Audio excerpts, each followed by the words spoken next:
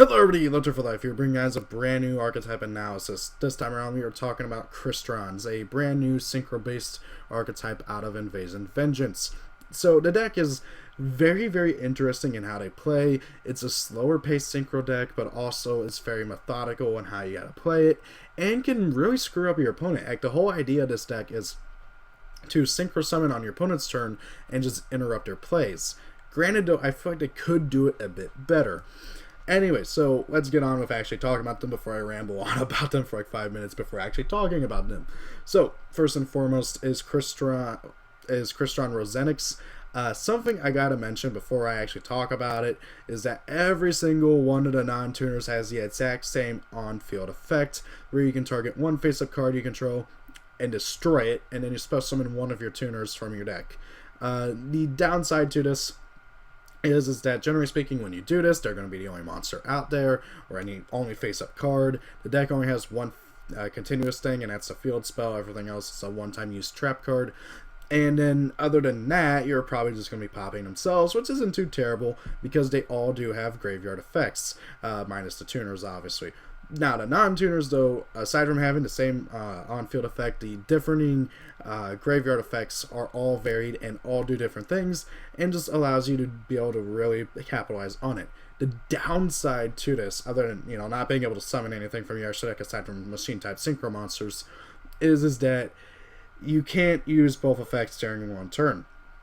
You can use one or the other, and that's it. Okay, so if I use Rosenix's effect to pop a card and then special summon a tuner, I can't use its engrave effect. Speaking of, what Rosenix does on the graveyard is you can banish it and then special summon one Crystron token. It's level 1, cannot be tributed. It's a machine type, water, level 1, 0 attack, 0 defense. It's literally just to use with Quan to make a freaking Formula Synchron, which is really good. I like this card a lot. It's got good stats: 1800, 1000 defense, level 4, 1800 attack, 1000 defense. Really good overall attack power and just stats in general. Like, they all have pretty decent stats for the levels and stuff. Next up is Crystron Thistfern. I'm not really sure how you're supposed to pronounce that. It's a level 3, 15/15. Again, they all have the same on-field effect, at least the non-tuners do. And then in the graveyard, you can banish it, add one Crystron monster from your deck to your hand, and accept itself. Which, again, is really good. You just search out a dude, you can grab one of your tuners. Really useful, really good. Next up is Crystron Smiger. 1000 attack, 1800 defense, machine water, level 3, pretty decent stats overall. I kind of wish the stats were swapped, like attack and defense wise. It would have been nice to have another main deck attacker. Anyway, so while he's in the graveyard, you can banish him, add one Crystron spell or trap card from your deck to your hand. The downside to this is there are only 2 Crystron spell or trap cards. Yes, the field spell is their field spell, but however, in continuation with the theme from the other DT archetypes, because I do believe this is technically a DT archetype, the field spell doesn't contain the name of the archetype, so you can't search it off of the own spell and trap card searcher. You have to use terraforming, which is rather annoying. Granted though, I do like how it does include spells in there, even though the deck only has 2 trap cards, because in the future, if they do add spells or more traps and stuff, it is useful for just being able to search out whatever they add. Next up is Praisatortle. Again, the naming is very weird. I mean, some of them are easy to say, but most of them are, most of them are not. It's about even. Anyway, so Praisatortle. First and foremost, he is one of 2 machine dupe targets in the deck, and this guy is the preferred machine dupe target because he is broken if you machine dupe it, because it's so stupid. You get to just make any synchro you want, and it's really stupid. Anyway, so he's a 500 attacker with 2000 defense, level 2. I don't know why, but this thing reminds me of Emerald Tortoise a lot, but it looks scarier. Has almost the exact same stats too, except 1 level lower and 100 attack less. Anyway, so if he's in your graveyard, you can banish him, special summon 1 Crystron monster from your hand. That's okay. You don't really ever use it. I can see it being useful for like doing a really big play to push against your opponent and everything. But in my experience, I can't ever remember using this card. Card's a graveyard effect. Now we get to the tuners, and the tuners is where things get really interesting. So the first tuner and a higher rarity tuner, this thing's an ultra for some silly reason. By the way, the deck has 2 ultras, this, and I think Quandom is an ultra, and I think these 2 are supers if I remember correctly. Phoenixin might be an ultra too, but I kind of doubt it. Anyway, so Citri, she is the main tuner because she is the really good one. Although they're both really good.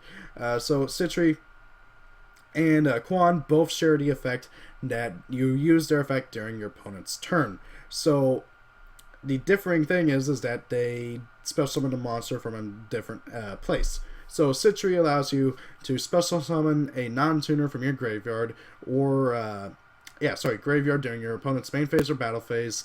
Special summon it, but its effects are negated if any, and if you do immediately after this effect resolves, synchro summon 1 machine type synchro monster using only that monster and this card. This is a quick effect. These synchro materials are banished instead of being sent to the graveyard. Really good effect. Just being able to synchro summon during your opponent's turn. You can make any 2, 5, or 6, depending on which non-tuner you have in your graveyard. So you can make a 4, 5, or a 6, which is pretty good. The currently big issue though is that the deck does not have a level 6 synchro, which I kind of find annoying because there aren't many level 6 synchros that are machine, if I remember correctly. I think like the only really one. Okay. Wait, no, it has to be a machine. There it is. Skipping right over it. There are 6 machine synchros. This guy is specific, so is he, and him, and, well, yeah, him. So you literally have High Speed Rikindama and Powered Insectron for your possible uses into going into a level 6 synchro. Kind of annoying, but oh well. Still useful, though. Then Quan basically does the same thing, but summons it from hand and doesn't banish. Still a really useful card. I like him a lot. Just being able to make, he can make Catastor, he can make Quandom, like any of these guys he can make, except for Phoenix, and you kind of sort of need these two. Anyway, so really good monster lineup. I like all of them. I don't hate any of them. Heck, I don't even hate any of the new ones coming out in Raging Tempest, but they're all really good. Next up is the field spell. And the field spell is a bit controversial because some people love it, some people hate it. Actually, it seems like most people hate it. So this card, it's a standard field spell. All Crystron monsters you control gain 300 attack and defense. The funny thing is that if you have this card out, you can't use Machine Dupe because everything goes up. Very annoying. Once per turn, during the end phase, you can draw cards equal to the number of Crystron synchro monsters you synchro summon this turn. Really useful. On average, it's going to be a pot of greed because you'll usually synchro summon 2 to 3 times, or sorry, 1 to 2 times. At max, you'll usually get 3 draws at end phase. That being said, though, if it's your turn and you're just going off like crazy and you have like Call to Haunted and everything, you can draw like a crap ton of cards depending on how many you synchro summon. Obviously, max of 9 because there's only you can only play 3 of each. Eventually 12 though once we get this guy, but this guy is really hard to summon. So this card I actually really do like because it's just a free +1, +2. Yes, it's a delayed +1, +2, sometimes even +3-ish. Yeah, +1, +2, because you gotta wait till the end phase, but you can get it during your opponent's turn, and then you get to use your cards right away during your turn after you draw for your turn. So it's really helpful and just lets you dig through your deck. Next up is Crystron entry. Special summon 2 Crystron tuners, 1 from your hand and 1 from your graveyard. During your first turn, except a turn this card is sent to the graveyard. You can banish this card from your graveyard, then target a Crystron monster you control. Send a Crystron monster from your deck to the graveyard whose level is different from that monster, and if you do, that monster becomes the level of that monster sent to the graveyard. So, first and foremost is being able to summon 2 tuners for free, and by the way, Quandax here is a tuner, so you can summon him as well. Is really good. And then being able to alter their levels or your non-tuner levels is also really good. I like this card a lot. It's definitely one of the best trap cards for a deck like this that you can give. Just being able to alter levels, you're able to go into anything you really want. And it's really good. Next up is Crystron Impact. Target one of your banished Crystrons, which you'll have plenty of. Special summon it, and if you do, your opponent changes Your opponent controls any face-up monsters, change their defense to 0. It'll make sense later. During evil player's turn, except a turn this card was sent to the graveyard. When a card or effect is activated, it targets a Crystron monster you control. You can banish this card from the graveyard and negate the effect. So, first and foremost, just being able to get a free monster and then reducing everything your opponent controls defense to 0 is really, really good. Helps out a lot. Just lets you do more of your combo plays. And by the way, this card is not once per turn like Entry. Entry is once per turn for both effects. This card is not. Okay, that is really, really good. And actually, I'm double checking this. Okay, so the first effect of Entry is not once per turn, but the second effect is. It's kind of annoying, but Impact. Both effects are not once per turn. A really, really good card. Just being able to get back your stuff, go for synchro plays, and then also just being able to attack over your opponent's stuff. Now then, let's move on to the synchros, which is where things get really interesting. I don't know what it is about the synchros, but they remind me of Gem Knights. So first and foremost is Crystron Quandax. He is the main guy you're probably going to be making along with Amatrix. He's a tuner synchro, 1800 attack, 2000 defense, really good for a level 4 synchro monster. Although Haster kind of set the bar for new, for like what should be for level 4 synchros, but still really good. He's generic. During your opponent's main phase or battle phase, immediately after this effect resolves, synchro summon one synchro monster using materials including this card you control. This is a quick effect. If this synchro summon card is destroyed by battle or card effect, you can target one Crystal monster in your graveyard except a synchro monster. Special summon it. So, really good card overall. He's just a really, really powerful card for the deck, being able to let you make stuff like Omega and other powerful level 8 synchros during your opponent's turn with this guy and Rosenix, or heck, even going into Black Rose Dragon during your opponent's turn with this guy and either Smiger and this turn, which is really, really powerful. Guys, if you have never Black Rose your opponent during their turn when they're trying to set up their plays and stuff, it is hilarious, and getting to see the look on their face is just perfect and priceless, and you will never get that. It's worth it totally just to do that. This card is really, really good. I like him a lot. There really needs to be more like level 4 tuners in the game. Sadly, this guy is a synchro, but he's still really, really good. Next up is Amatrix, level 5, 2500 attack, 1500 defense. Really good stats on this guy as well. Like, really good stats on everybody. I wish Phoenixin was a little bit bigger, but oh well. So, again, he's generic. Okay, technically speaking, all these guys are generic. If this synchro summon card, if this card is synchro summon, you can change all face-up special summon monsters your opponent controls to defense position. And that's why Impact reduces all of your opponent's stuff to defense, all of your opponent's defense stuff into 0. Which is pretty okay. It's synergy, I guess. If the synchro summon card is destroyed by battle card effect, same effect as Quantum. Quandax, I should say. Again, really good cards, and obviously 4 plus 5 equals 9. So 9 is Phoenixin. He is the boss monster of the deck currently. Something Nordic is going to take him over whenever Raging Tempest comes out as the boss monster. Granted, though, this guy is still easier to summon than Leon Gardier. So, he's 28 by 2000. He's a level 9. He needs a tuner synchro and a non-tuner synchro monster to go into. So, yeah, he's a he's an Excel synchro. That's what that means. If this card is synchro summoned, you can banish all spell and trap cards your opponent controls and in your graveyard. So, and then, by the way, he just has the exact same effect as these guys, except he can target any monster. So, really good effect. But first, let's talk about that first effect. You synchro summon into him during your opponent's turn while you have Quandax and Amatrix right after your opponent activated their pendulum skills. Maybe they set some back row too before doing so. You synchro summon into him, and then just say goodbye to everything your opponent has. Doing this to something like a Metal Foes player after they set their stuff and then use their, like, let's say you're doing against Metal Foes, and they activate their skills, they special summon their Blackwing, I forget what he's called, that summons the 2 tokens, and they use the 2 pendulum skills effects to destroy the 2 tokens. Then immediately after they do that, you use Quandax's effect to synchro summon into Amatrix, going into Phoenixin. Phoenixin activates, and then just banishes their skills and their 2 Metal Foes counters they just set. Yeah, you just screwed over that guy's plays, probably ended his turn, and he's not doing anything else for the rest of the turn. Really, really, really powerful card against Pendulum decks. Like, really powerful card against just heavy back row decks in general. I like him a lot. Now on to the new stuff coming out in the next set. We got a new non-tuner, a new tuner, and a new synchro. First and foremost is the non-tuner, Crystron Sulfaneer. He's a level 5 2K by 1500. Decent stats for a level 5. While this card is in your hand or graveyard, you can discard a Crystron card except himself, special summon this card in defense position, then destroy one card you control.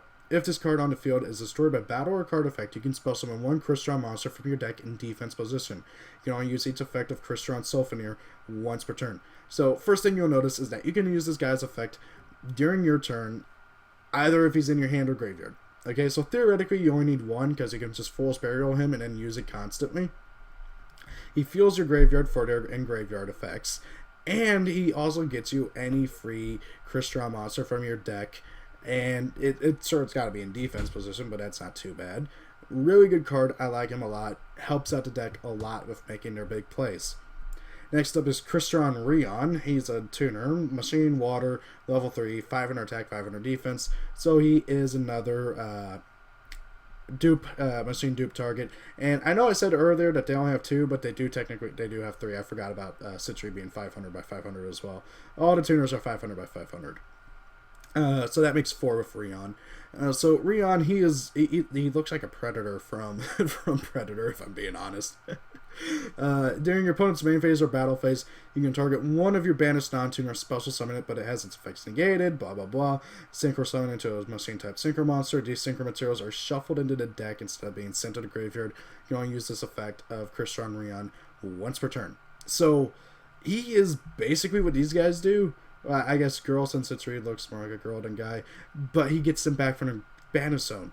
That is really good. It just allows for so many more plays and everything. And again, it just allows you with to have more versatility with your deck and your plays. And I wish this guy, along with Sulfaneer and Gleon Gandir, I should say, came out in off with everything else. It would have been really good. The deck would have been able to go straight into the regional circuit and probably be able to top a few regionals. I genuinely think this deck could do it if the right player is playing it. Because it is very much a deck that you need time to practice, play, and learn the plays with. It's not a deck you can just pick up and do well with. You're going to need to practice with this deck, and then you'll be able to do well with it. And if you play smart, you can do really well with it. You got to know when you want to synchro summon into your things, when you want to go, like what cards you want to summon. You got to prepare. It's a deck that requires you to think 2 steps, 3 steps ahead. Really, really good deck overall, and this guy just helps out with that whole scheme and everything, and I like it a lot.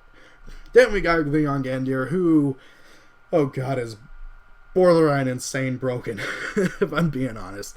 So he is another level 9 synchro, 3k attack, 3k defense, 2 or more tuners plus 1 non-tuner monster. So he is a bit annoying, hard to go into. Easiest way I can think of is 2 Rion and either Spiger or Thistern. That's the easiest way I can think of. He is a level 9, so that'd be level 9. I can't really think of like any other ways other than maybe, I don't know, maybe like 2 Citri and Amatrix could do it. That'd be able to do it as well. So he is a double tuning synchro monster, which is a little bit annoying. Also, it's the first non-red dragon archetype monster to do this, if I remember correctly. If this card is synchro summoned, you can target monsters your opponent controls and/or in their graveyard up to the number of synchro materials used for the synchro summon of this card. Banish them. If this synchro summon card is destroyed by battle or card effect, you can target a monster in a graveyard. Blah blah blah. Spell summon it. So first and foremost, notice how it says 2 or more. So you can use a lot of tuners to go into this thing with a non-tuner. I mean, like if you really want to get elaborate, you could probably do like, I don't know. Let's see, 3 Citri, that'd be 6, plus 1 Parasitur, that'd be 8, plus 1 Quan, that'd be 9. So you'd have 4 tuners and 1 dude. That'd be 5 freaking monsters. That means you'd be able to banish 5 monsters. And this does not target. Oh wait, no it does. Never mind. I thought it did it.